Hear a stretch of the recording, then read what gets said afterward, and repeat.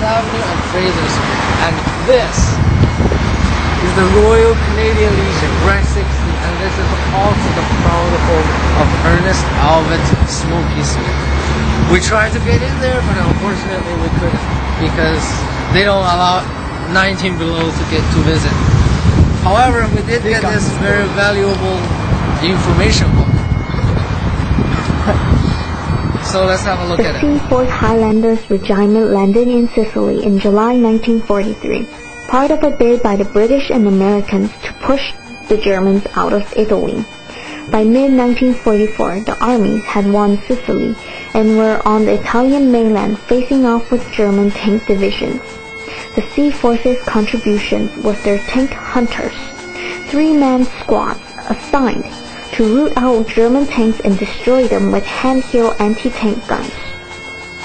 On the night of October 21st, several squads, including Smith, crossing the Saviour River just before a flash flood blocked colleagues from crossing over.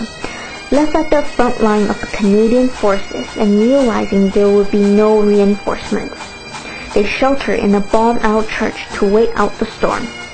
Before dawn, a sniper picked off one of them. Soon after, the ominous metallic grind of Tiger tank, the largest in German army, could be heard. They needed to act.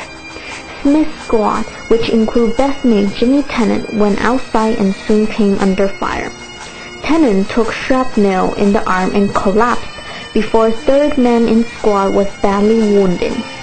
Smith dragged the pair into a shell hole along the side of the road and gave them first aid before he heard the Tiger tank approaching.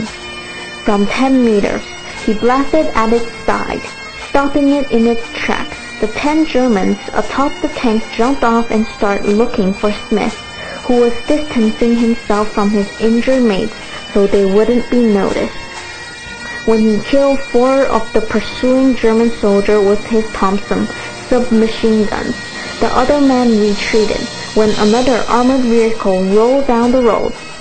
Smokey destroyed it, then he hit another tank, damaging it and forcing it to retreat. The skirmish convinced Germans the Canadian force were too much for them to handle. They pulled back for good. Smith looked back on the killing with a clear mind.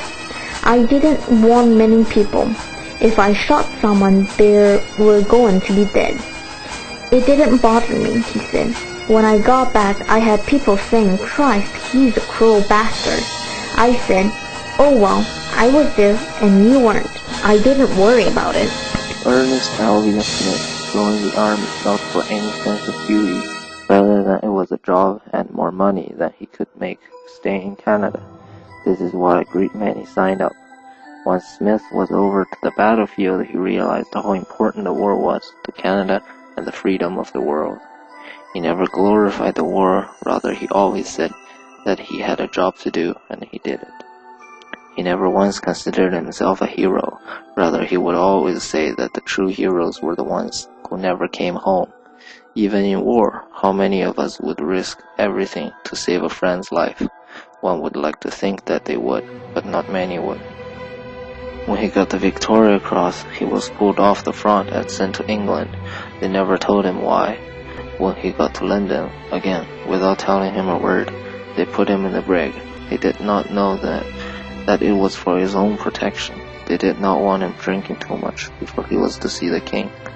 He never knew until they opened the brig door and he was given a clean uniform what he was about to get. Even after he got the Victoria Cross, he had to keep it hidden until he was told that it was okay.